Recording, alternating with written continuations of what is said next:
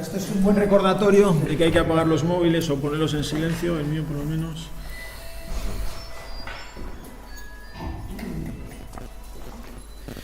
Bueno, pues la idea es hacer además estamos un poquito en familia, pues hacer una charla breve, pues un poco de qué es la objeción fiscal, en qué se sostiene, qué hay detrás de la objeción fiscal, qué persigue, etcétera, etcétera, ¿no?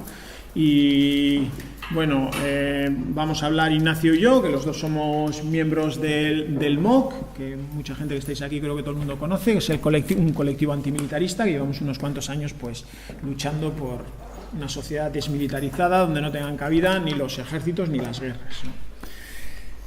Bueno, ¿por dónde empiezo? Pues voy a empezar con una anécdota porque es curioso, pero uno de los datos que más me han afectado a mí en mi trayectoria antimilitarista, pues lo conocí hace 20 años por estas fechas y entonces he dicho, pues lo voy a contar.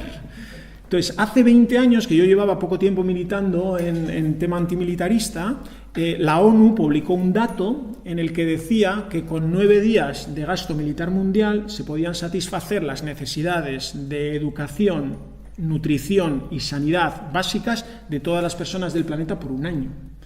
Claro, es un dato, esto es del 89, del 88, ¿no? Del 98, hace 20 años, eso es. Y yo dije, ¿cómo? ¿Con 9 días podemos solucionar el problema del hambre, de la educación y de la sanidad para todas las personas del planeta por un año? Esto no puede ser, hay que hacer algo, ¿no? Es como algo muy... A mí me removió mucho ese dato, ¿no? Claro, luego pues ya te vas acostumbrando a este tipo de datos porque las cosas no han cambiado mucho, ¿no? Entonces podemos, por ejemplo, pues poner datos que hacen un poco referencia a este que a mí tanto me removió, con el traslado de tropas en la guerra a Irak, o sea, solo llevar las tropas, los barcos y los tanques a Irak, que eso costó como unos 12.500 millones de dólares, se podría haber satisfecho las necesidades de nutrición y sanidad básicas de todas las personas del planeta por un año, ¿no? Solo con llevar, ¿no? Y podríamos ahí poner, hay un montón de ejemplos, pues para cumplir el objetivo de desarrollo sostenible de salud mundial haría falta, que esto es un dato más reciente, pues menos de un día y medio, ¿no? O sea, es decir, que el gasto militar es una barbaridad con la que se podrían solucionar muchas cosas, ¿no?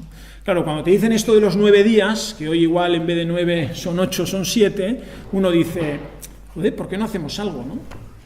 Y quizás, si nos ponemos a pensar, todo el mundo sabemos por qué no hacemos algo. Pero yo creo que la pregunta que tenemos que hacernos no es por qué no conseguimos esos 9 días para otras cosas, sino que tenemos que dar un paso más y plantearnos ¿qué haríamos con 365 días de gasto militar, ¿no? Porque realmente ese otro mundo posible, ese otro mundo que no solo posible, sino urgente, pues podría ser real, porque la cantidad de dinero es ingente, ¿no?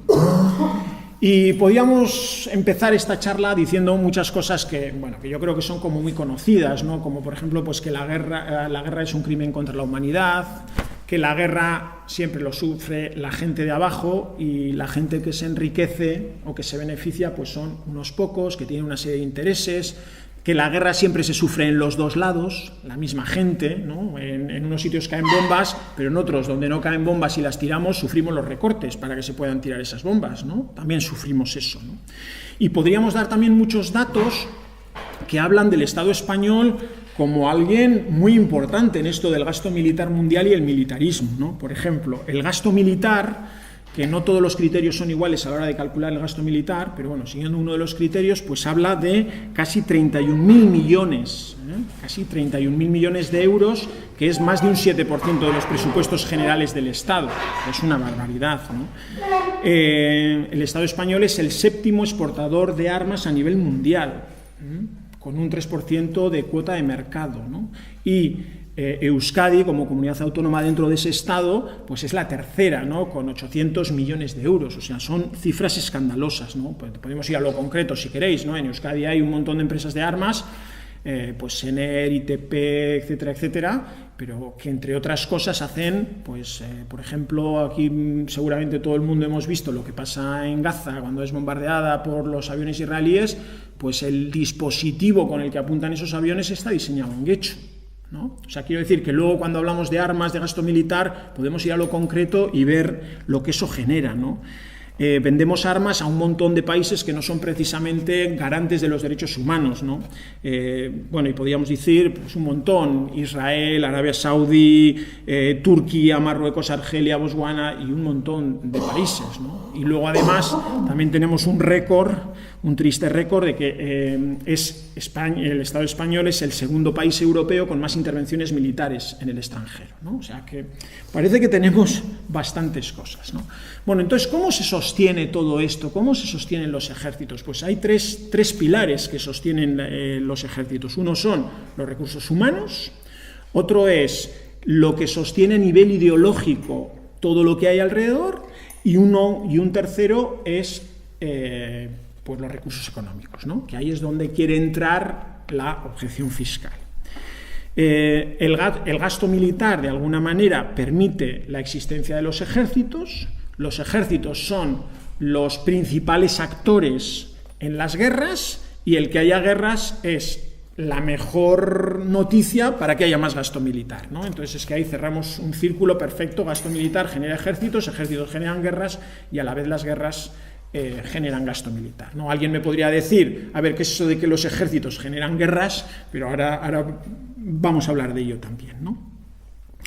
Bueno, habría que añadir otra cosa, que es que, a pesar de que igual todas las personas que estamos aquí pensamos que el gasto militar es una aberración, y que en cambio el Estado podría pensar que no lo es y que por eso se gastan tanto, el Estado sí que intenta ocultar la cifra real de gasto militar. De hecho, el presupuesto del Ministerio de Defensa, que es donde parece a todas luces, antes se llamaba Ministerio de la Guerra, ¿no?, que a todas luces debería concentrar el gasto militar, no llega al 20% del gasto militar. Y hay muchas partidas que según la OTAN deberían estar recogidas en el Ministerio de Defensa, que no se encuentran ahí, ¿no? Pues, por ejemplo, mucho I+D de investigación militar no está en el Ministerio de Defensa, está en industria, ¿no? O, por ejemplo, lo que se paga a la OTAN, las cuotas de la OTAN están en exteriores, en vez de estar en el Ministerio de Defensa. Entonces parece que el Ministerio de Defensa pues, se gasta mucho menos de lo que luego realmente, incluso según los propios datos de la OTAN, que tiene unos criterios de qué es gasto militar y qué no es gasto militar, para apretar las tuercas cuando los países que pertenecen a la OTAN se gastan poco, pues mucho de eso no es computado por el propio Estado en gasto militar. Bueno, entonces, una de las conclusiones más claras, ¿no?, pues desde el movimiento antimilitarista es que la guerra se hace sobre todo por dinero. No es lo que se dice habitualmente, pero la guerra se hace sobre todo por dinero. Digo sobre todo y casi podríamos quitar el sobre todo, se hace por dinero. Muchas veces se habla de intereses geoestratégicos, pero detrás de esos intereses geoestratégicos pues también suele haber dinero, ¿no? Y ahí lo más fácil pues es irnos a casos concretos, ¿no?, de guerras donde esto se ha visto con mucha claridad.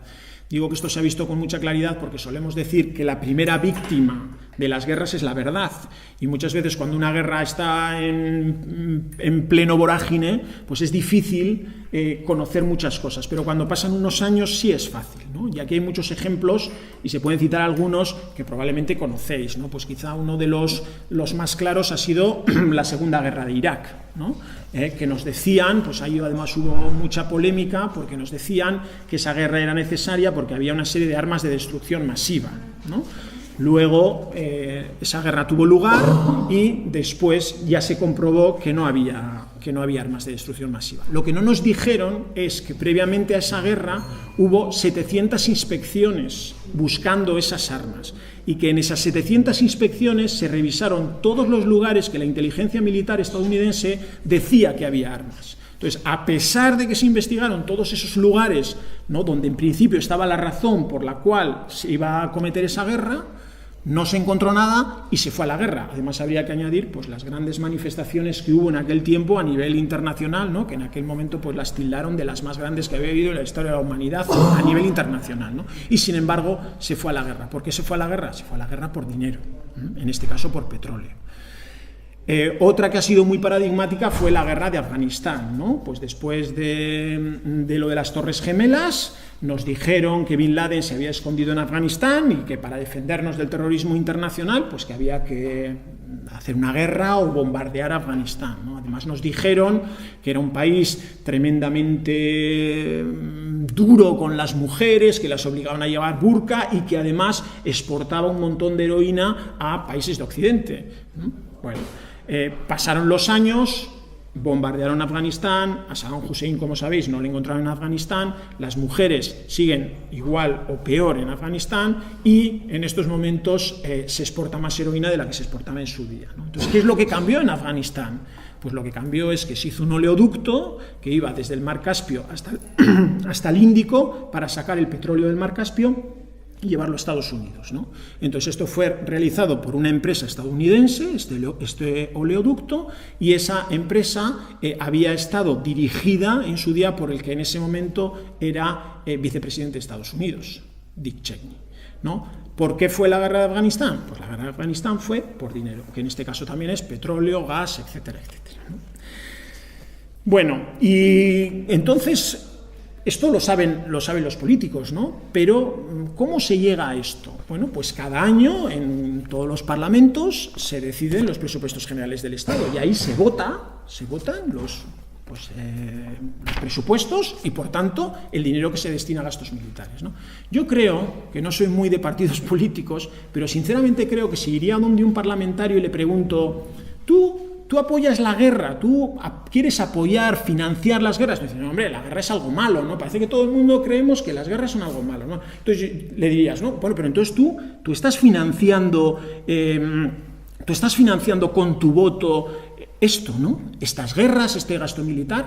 Probablemente él te podría decir, pues no sé, una podría ser, pues no, es por disciplina de partido, mi partido me obliga a votar, podría ser, pero seguramente un argumento que utilizaría es que es para defendernos, ¿no? Es decir, no, hombre, es que esto es para defendernos, porque hay enemigos, ¿no? Bueno, podría ser relativamente razonable, fuera de una lógica antimilitarista, podría ser razonable, pero entonces lo que debería ocurrir es que a más enemigos, pues más gasto militar, y a menos enemigos, menos gasto militar, ¿no? Desde esa lógica. Pero eso tampoco ha ocurrido históricamente, porque, por ejemplo, bueno, como muy bien sabéis, durante 40 años, la Guerra Fría, la carrera de armamentos, pues parece que en Europa, Estados Unidos, se podría justificar un alto gasto militar, dado que había un enemigo, que era la Unión Soviética, que en cualquier momento nos podía tirar una bomba nuclear. Bien, pero en el 91 se disuelve la Unión Soviética y lo lógico hubiera sido que los países de la OTAN hubieran reducido sus gastos militares. Desde esta lógica, ¿no?, del parlamentario bueno que dice que es para defendernos. Pero eso no ocurrió.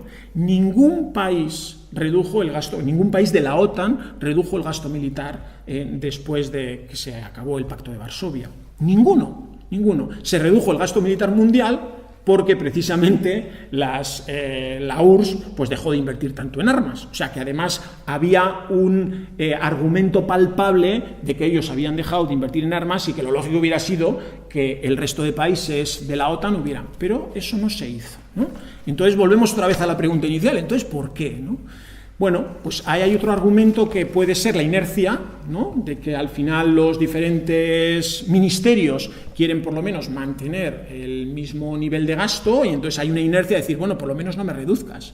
Pero luego hay otra que yo creo que es como muy clara, además con el ministro de Defensa anterior que hemos tenido, Pedro Morenés, ha quedado como muy palpable, que es que las industrias de armamento tienen una fuerza muy importante en los políticos. ¿Por qué? Volvemos de nuevo al negocio, porque detrás hay un negocio muy importante, ¿no? De hecho, Pedro Morenés, bueno, fue puesto ahí por el PP, pero él no era del partido, pero resulta que había pasado por unas cuantas empresas de armas, ¿no?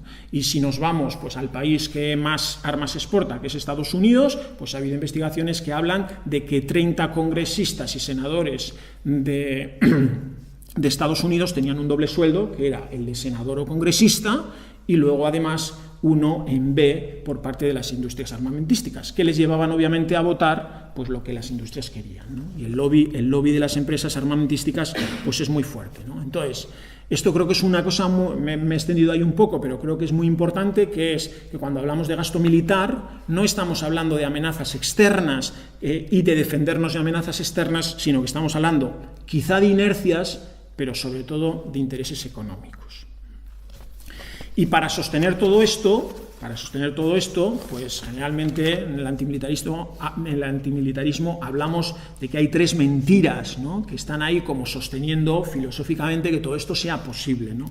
Una es, como hemos dicho, protegernos de amenazas externas, y lo he comentado con lo de la URSS, pero que podríamos hablar de otros ejemplos, porque uno muy paradigmático fue lo del famoso islote Perejil, ¿no?, que unos marroquíes entraron en el islote Perejil y de repente apareció ahí el ejército español con helicópteros ahí de camuflaje, etcétera, ¿no?, para decir, oye, cuidado, que nos están invadiendo. Hombre, yo diría, si realmente Marruecos es un posible enemigo, no les vendamos armas. Eso parece bastante lógico, incluso desde una lógica militarista de defendernos del enemigo. Pero es que la lógica militarista no es defendernos del enemigo, es que le podamos vender armas y hacer negocio. Entonces, por eso vendemos armas a Marruecos. Y además, si tienes un país cercano que tiene un ejército muy potente, eso también justifica tu ejército. Y otra vez vuelves a cerrar el círculo, ¿no? Entonces, al financiar los ejércitos exteriores, incluso de dictaduras que sabes que igual en 4 días las cosas cambian, estamos justificando nuestros propios ejércitos y nuestros propios gastos militares, ¿no? Y además hay un dato de Amnistía Internacional que yo creo que es como muy claro, que es que entre el 85 y el 90% de las víctimas en guerras son civiles. Entonces, ¿de qué nos defienden los ejércitos, ¿no?, si luego en las guerras la gente que muere es civil, ¿no? Otro argumento, otra mentira que ha sido muy utilizada es lo del fin humanitario, ¿no?, tanto a nivel interno como a nivel externo, ¿no? Pues se habla de que los ejércitos tienen unos fines humanitarios, etcétera, etcétera, ¿no? A nivel interno, últimamente están utilizando mucho, ¿no?, la unidad militar de emergencias, ¿no? Pues que hay un incendio y van allí los militares, bueno, y efectivamente apagarán fuegos. Y a nivel exterior, pues también ha habido pues casos en los que los militares han construido, pues por ejemplo, campos de refugiados, ¿no? Bueno, nuestra visión es que todas esas medidas sirven para lavar la cara a los ejércitos, que sabemos que hacen muchas barbaridades y que gracias a eso generan una buena opinión pública, ¿no?, hacia ellos, y a decir, mira, qué bien que tenemos el ejército para apagar fuegos. Yo diría, bueno, ¿no sería más sensato y mejor mandar bomberos, ¿no? Bueno, ¿no? Pero bueno, y también hay ejemplos en lo económico, ¿no? Por ejemplo, en Kosovo, cuando estuvo la guerra de Kosovo, el ejército español creó un campo de refugiados en Durrës, que es la segunda ciudad de Albania, ¿no?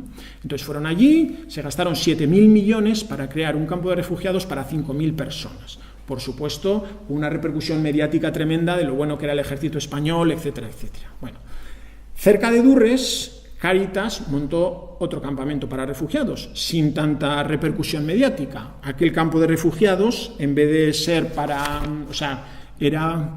A ver... O sea, os había dicho que este era de 7.000 euros, o sea, 7.000 millones de pesetas, porque estamos todavía hablando de las antiguas pesetas, ¿no?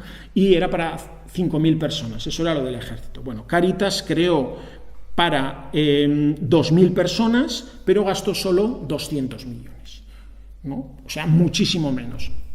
Si hubiera hecho el ejército, o sea, de la misma manera que lo hizo Cáritas, le hubiera costado solo 500 millones, ¿no? En vez de 7.000, se hubiera gastado solo 500, ¿no? Lo cual quiere decir que efectivamente el ejército español puede hacer una acción humanitaria, como puede ser crear un campo de refugiadas, pero si lo hace una ONG que se dedica precisamente a eso, es mucho más barato. Y lo mismo pasa con los incendios.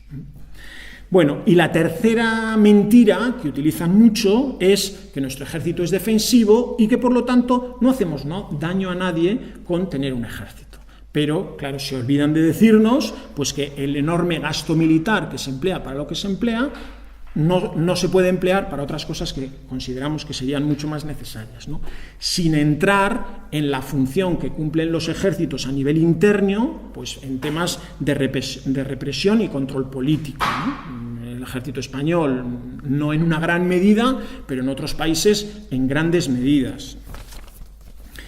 Bueno, pues con todo esto, lo que pensamos que hay que defender no es hay que defendernos de un enemigo, sino que lo que realmente pensamos que hay que defender pues son esas otras cosas, que son lo que cuando tú preguntas a alguien en la calle, ¿qué es lo que tú crees que hay que defender? Pues la gente te dice, bueno, pues hay que defender la calidad de vida, el derecho a la sanidad, la igualdad de género, el medio ambiente, las pensiones, ¿no? Ahora pues las pensiones, mañana las pensiones, bueno... eso es lo que la gente quiere defender, pero eso no coincide con nada con lo que nos dicen que están defendiendo los ejércitos, ¿no?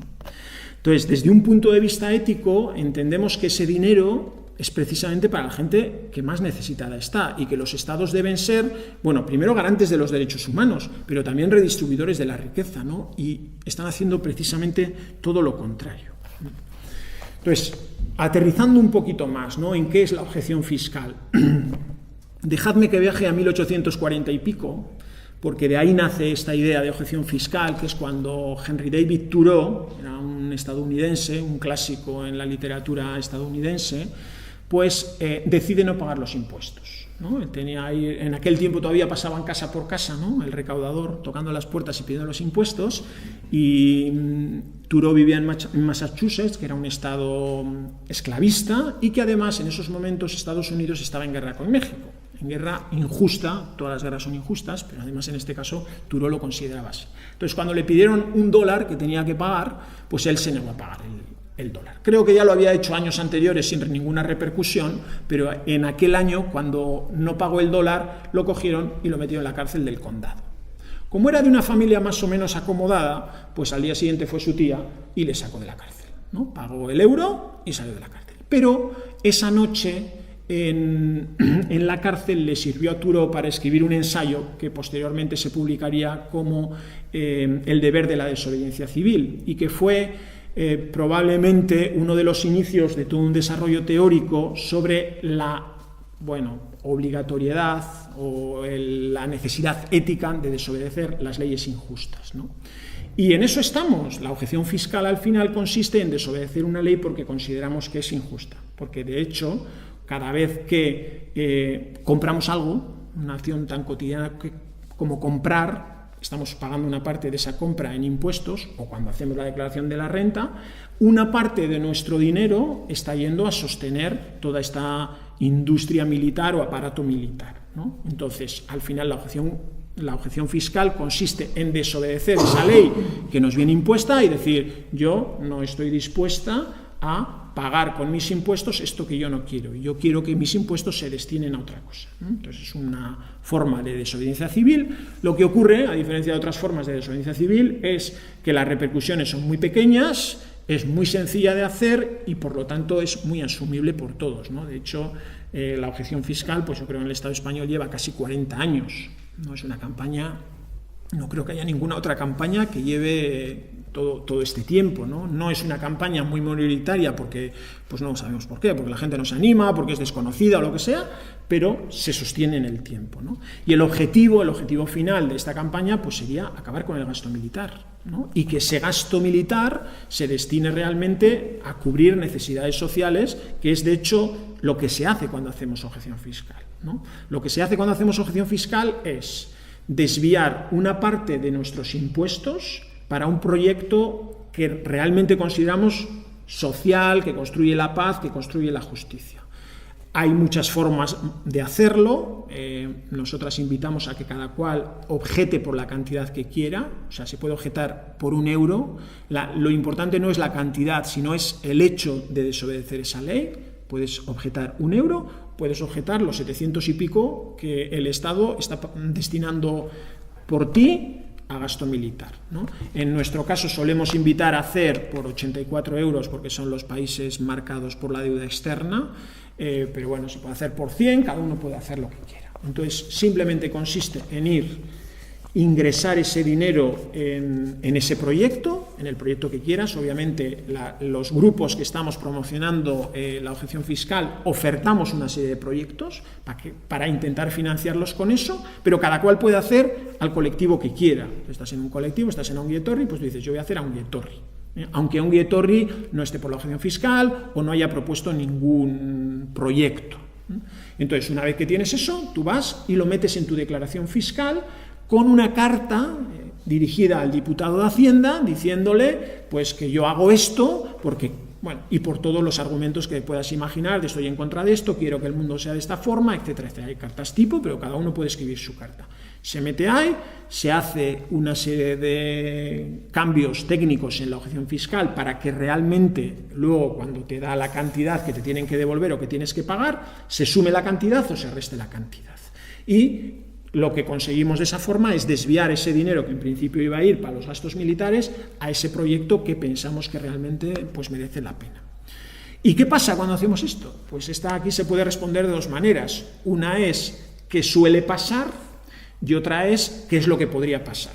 Pero cuando trabajamos en temas de desobediencia civil nos gusta siempre hacer hincapié en lo que puede pasar, porque la gente tiene que estar dispuesta a asumir las consecuencias que traiga la desobediencia civil, incluso las más graves que pueda traer, ¿no? Entonces voy a empezar diciendo qué es lo que suele pasar, pero luego voy a explicar qué es lo que podría pasar. Y ya vais a ver que ninguna de las dos cosas es muy grave. Bueno, de hecho, lo que suele pasar es nada. O sea, yo llevo, no sé, 20 años haciendo objeción fiscal y nunca me ha pedido Hacienda nada. Incluso ha habido ocasiones, aquí creo que hablaría más de zoquete que de otra cosa, que me han revisado la declaración por otras cosas, porque me equivoqué al poner ahí un tema de la vivienda y me han dicho, esto está mal, no sé qué, y no se dieron cuenta que había hecho objeción fiscal. Pero bueno, y Raquel también, Raquel es mi pareja, ella también ha hecho, y nunca esto, ¿no? Pero sí que ha habido ocasiones, pues el año pasado creo que localizaron a 2, ¿no? De unas 150 personas que hemos controlado, que han hecho en Vizcaya, pues han localizado a 2. Entonces, ¿qué les pasa a esas 2 personas? Que les reclaman el dinero que han objetado, ¿no? De alguna manera Hacienda te dice, compañero, compañera, te has equivocado, nos has pedido 100 euros más de los que te corresponden, o sea que esos 100 euros no te los vamos a dar, y si te lo hemos dado, nos los tienes que devolver. Eso es lo que hemos visto, pero bueno, ya veis que es menos de un 2%, lo que pasa en Vizcaya. Sin embargo, bueno, y luego lo que puede ocurrir si te localizan, si ven que has hecho objeción fiscal, que no nos ocultamos, que nosotros ponemos una carta diciendo que lo hacemos, pero no lo ven. Bueno, puede ser que te revisen esa y las 3 anteriores. O sea, es decir, que una persona que ha hecho objeción por 84 euros durante los 4 últimos años, pudiera ser que le reclamen 84 euros por 4 veces. Pudiera ser.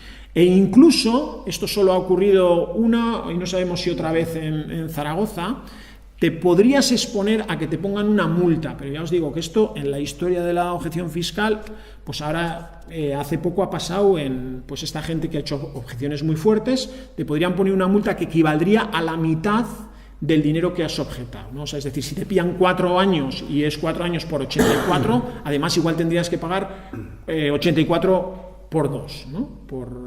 Eso sería multa y bueno, y los intereses de demora, que eso sería muy poquito. Eso sería a lo más que te arriesgas, pero bueno, que no está ocurriendo, ¿no? Por lo menos en la Hacienda, porque eso ya sabéis que va por las haciendas. De hecho, aquí en cada hacienda de Vizcaya, Vitoria y Guipúzcoa es distinto. Entonces, en Vizcaya no se han metido de momento en todo esto, ¿no? Y ¿qué más deciros? Así un poco para acabar y darle paso a Ignacio, pues que yo creo que es hora de sentido común. O sea, creo que de verdad que hacer objeción fiscal y desobedecer estas barbaridades es un tema de sentido común. Te arriesgas a muy poco. Además, en Euskadi tenemos la gran ventaja que no pasa en otros sitios, que nos hacen la declaración gratis a la gente que quiere hacer la objeción fiscal. Y es una manera de decir, vale, yo pago impuestos, pero de alguna manera, aunque sea un acto de desobediencia, simbólico, si no es por toda la cantidad, decir, yo no quiero colaborar con esto, porque esto está generando, pues guerras, que la gente huya, que vengan a nuestras fronteras, que luego les echemos, todo este círculo, ¿no? Entonces decir, mira, yo no quiero colaborar con esto, ¿no? Y desobedezco y hago algo propositivo para intentar generar pues un mundo de otra manera, ¿no? Entonces, bueno. Ignacio. Vale, bueno, Alberto os ha contado igual más la parte que tiene que ver con qué es la desobediencia, bueno, qué es la objeción fiscal, ¿no? Como una forma de hacer desobediencia y el por qué se hace.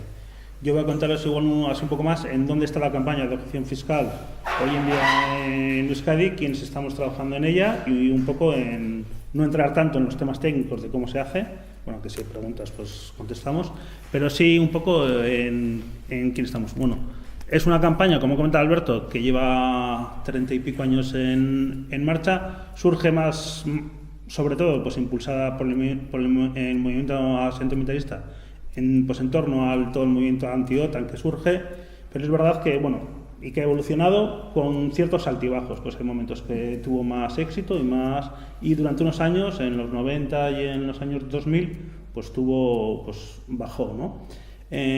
Aquí también bajó, es verdad que los grupos antimilitaristas estaban más centrados en toda la campaña de insumisión y que fue un tema que fue más periférico, que había grupos que trabajaban, pero fue más periférico. A partir, sobre todo, yo creo que desde la época de la crisis, ¿no? Cuando surge un malestar con todo el tema de cómo se ha gestionado todo lo económico, se le vuelve a dar un poco vida a esto, ¿no? Ante la visión de lo injusto que es el gasto militar con respecto a lo que se gasta en otras cosas, se fue acompañando también de otros grupos que se acercaron a formas de desobediencia económica, con la visión también de lo injusto que era, ¿no? El tema del rescate a la banca mientras no se gastaban otras cosas, el cómo se despilfarraba, por ejemplo, en el tren de alta velocidad mientras se dejaban de lado pues otro tipo de cosas. Entonces, ¿no? Y ahí se fue creando como una especie de trabajo con otros grupos y se dio como una especie de reimpulso a este tipo de trabajo. En el caso de Vizcaya empezamos a trabajar en red con SETEM hace unos años, con la ONG de SETEM, y desde hace 2-3 años ya estamos en torno a unos 10 grupos trabajando en esto. Estamos grupos antimilitaristas, bueno, estamos Kakichat y el MOC, hay 4 ONGs que están en Mundubat, SETEM, Medicus Mundi y está Mugar y Gabe. Hay 2 colectivos que trabajan en el ámbito de las economías alternativas y de otros modelos de economía, que son REAS y la Asociación Vasca de Apoyo a FIARE. Luego está Ecologistas que Marchan y está también un sindicato, SK. Y desde ahí lo que queríamos es llegar a un público que sea más amplio y a un tipo de público mucho más plural de lo que veníamos trabajando hasta ahora, ¿no? Es decir, bueno, esto no es un tema de, más allá del mensaje antimilitarista, la idea era lo que decía Alberto, ¿no? Es decir, bueno, somos gente que estamos trabajando pues, en diferentes ámbitos por modelos de sociedad alternativos o por modelos de sociedad que son diferentes, y lo que planteamos es, ¿no? Pues un poco como por ahí, ¿no? El tema de decir, bueno, ¿qué es lo que realmente nos agrede, ¿no? ¿Qué es de lo que realmente tenemos de esto que defendernos? Pues de la precariedad, del racismo, del patriarcado, del militarismo, de la xenofobia, ¿no? De las agresiones medioambientales. Para esto no sirve el ejército, no, el ejército no defiende ni del patriarcado, ni del cambio climático, ni de la xenofobia, no defiende nada de esto. Dices, ¿qué es lo que construye en este ámbito? Bueno, pues cada cual tenía, ¿no? Un poco era la oferta, es decir, bueno, lo que queremos es construir así alternativas, ¿no? Mediante la financiación de colectivos que tengan que ver, pues colectivos feministas, antimilitaristas, antirracistas, medios alternativos de comunicación que haya en los barrios, asociaciones de barrios, medios comunitarios, cosas que estén ahí surgiendo y que entendamos que es lo que defiende y lo que construye otro modelo de sociedad. Cuando hablamos de desobediencia, no hablamos solo de un tema de desobediencia como una manera de resistencia, hablamos también de una manera como de construir algo nuevo y diferente, ¿no? Y yo creo que eso es, y sobre todo es algo que nos empodera, ¿no? Frente a vivir como víctimas, ¿no? Las decisiones del gobierno de en qué se gasta, esto nos sitúa como en un papel de agentes activos, ¿no? Es decir, bueno, no soy una víctima de la decisión del gobierno de no pagar las pensiones, no soy una víctima de la decisión del gobierno de construir la valla de Melilla, sino que nos empoderamos y conjuntamente construimos una alternativa a esto. Pues voy a financiar la red que está trabajando, lo de Melilla, la red acoge, lo que sea. Es decir, ¿qué es lo que queremos trabajar ahí, ¿no? Entonces sería un poco en esa, ir en la línea esa. Un poco, pues, ahí los mensajes fuerza en la campaña que estamos trabajando es el de anteponer lo que es legítimo a lo que es legal. Es decir, bueno, es legal, lo que es legal es pagar los impuestos para lo que se decida por ley que es. Establecemos cada cual con su conciencia y colectivamente en los grupos que hay gastos que nos parecen, lo que se habla, ¿no? De la deuda, tanto la deuda esto ilegítima como gastos ilegítimos. Y lo que establecemos es decir, pues hay gastos que nos parece que son legítimos. Y lo que invitamos es pues a desobedecer a esos gastos, a esos pagos, y a construir con nuestros impuestos, y a construir otro modelo. Y a financiar lo que entendemos que son defensas reales frente a las agresiones que sufrimos como ciudadanos, como ciudadanas o como habitantes de esta sociedad, ¿no? Y un poco lo que tiene así la campaña de elementos fuertes hoy en día son que somos una red de 10 colectivos, que es una red plural, que está en crecimiento. El año pasado éramos 8, ahora somos 10. La idea es que vayamos creciendo. Está abierta a todo tipo de grupos que trabajen en este tema, y sobre todo el elemento práctico de que, como ha dicho Alberto, lo que ofrecemos es una red de oficinas en las 3 capitales, y en lo que se ofrece a la gente es la facilidad de que no haya un elemento técnico que dificulte hacerlo, ¿no? Hacer la declaración de la renta tiene una dificultad técnica, que mucha gente no sabe hacerla, por eso acude a Hacienda o acude a los bancos, pero cuando acudes con un tema de y quiero que me hagas un pufo aquí, pues no te la hacen, porque es una irregularidad, no es algo ilegal, pero sí es algo irregular.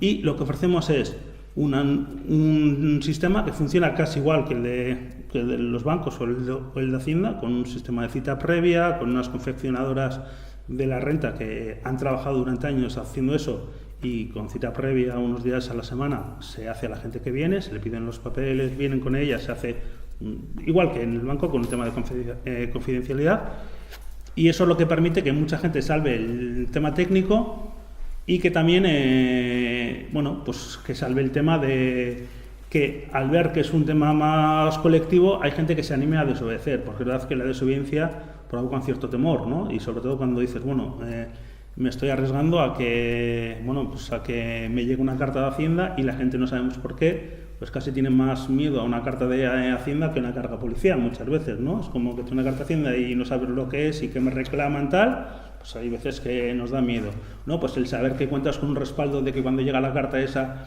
hay un colectivo que te respalda, donde consultar lo que puede pasar, eso yo creo que también ayuda a quitar miedos. Y está ahí. No sé si la campaña, más allá de la campaña de la renta, que es mayo y junio, que es cuando se hace la declaración de la renta, empieza antes de cara a la gente, porque en abril empieza a llegar ya la carta, ¿no? Ya la carta muchas veces te llega con la declaración hecha, y ahí lo que os pedimos es a la gente cuando os llega es que rechacéis o que no aceptéis esta declaración, porque si la aceptas luego no se puede hacer una declaración corregida con la objeción. Pero la campaña también empieza antes, pues empieza en sitios como esto, con charlas, ¿no? Esta es una charla de carácter más interno que surgió como demanda de Ongi Torri. Pero, por ejemplo, la semana que viene Arcadi Oliveres el miércoles, que va a estar en el Centro Cívico de San Fran. En abril está Yayo Herrero en Donosti. Y luego pues se hacen acciones de calle, se hacen mesas informativas, se mueve todo el tema en la página web, en las redes que tenemos. Hay una serie de materiales como cuñas de radio, vídeos, hay folletos, hay pegatas, hay lo que sea, ¿no? Y un poco así la campaña. Y un poco la idea es, que os animéis a tomar parte, como hacer objeción, y si estáis en un colectivo y queréis difundir también el tema de la campaña y eso, pues que encantados, que si nos queréis que vayamos a un sitio a dar una charla, que si nos queréis pedir folletos para repartirlo, lo que sea, ¿no? Estamos para eso. No sé si estoy aquí folletos, pegatinas y demás. ¿Podéis entrar en aspecto práctico de alguna manera? Sí, en aspecto práctico, así un poco, así a nivel técnico, lo que se viene haciendo no se hace igual en todos sitios, porque es verdad que podemos así contaros cómo se hace en el caso de Vizcaya, porque es verdad que los programas informáticos que usa la Diputación de Vizcaya, de Guipúzcoa y de Álava son diferentes. El que se usa en el resto del Estado también es diferente, entonces podemos... Ahora os explicar. Lo que usamos es, a nivel técnico, usamos una casilla, que es la casilla de donaciones a partidos, y partidos, no sé qué otra cosa. No, el de partidos, el de sindicatos no vale, porque los datos de sindicatos están cruzados con Hacienda. Entonces, Hacienda sabe lo que se dona, lo que se paga por afiliación a los sindicatos, pero no sabe lo que se paga por afiliación a los partidos. Entonces, lo que hacemos es ponerlo como si fuera una donación a una afiliación o una donación a los partidos, y eso lo usamos, eso genera una desgravación del 20%. Entonces, lo que hacemos es calcular cuál sería la cantidad que quieres poner ahí para que te genere una desgravación, que es la cantidad que esto que se desgrava. Entonces, luego lo que hacemos, digo, por eso decimos que técnicamente igual no es tan interesante, pero bueno, os lo contamos. Lo que hacemos es, no lo enviamos por vía web, porque si lo enviamos por vía web no se puede manipular. Entonces lo que hacemos es imprimir el borrador, poner Tipex donde pone donación a un partido político, y lo que ponemos es por objeción fiscal al gasto militar, o al gasto militar, lo que quiera. Y aparece la cantidad esa, y esa sí que no la tocamos, porque sí que aparece ahí impresa. A eso le adjuntamos siempre una carta dirigida al diputado de Hacienda en el que se le dice que estamos desobedeciendo, por qué lo hacemos, y se limita a desobedecer a él también. Y acompañamos también siempre el resguardo de la transferencia que se ha pagado a la entidad a la que se desvía, porque lo que queremos que quede claro es que esto no es un tema de que yo me quedo con el dinero sino que este dinero yo lo estoy pagando y ha ido a este sitio. Entonces, eso se adjunta y solemos entregarlo en los bancos. Te lo recogen, te lo sellan sin ningún problema, y ellos son los que lo entregan a Hacienda. Es un poco el sistema en lo técnico.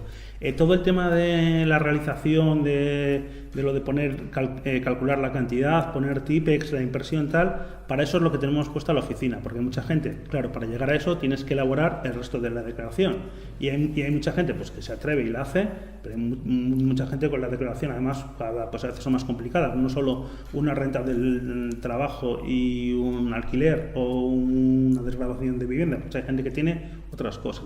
Pues entonces, cuando se complica, están las personas que están ahí asesorando, te la hacen igual que en 20 minutos, media hora, te explican cómo va, cómo se hace, responden a las dudas más de carácter técnico o a las de carácter más político e ideológico que pueda haber.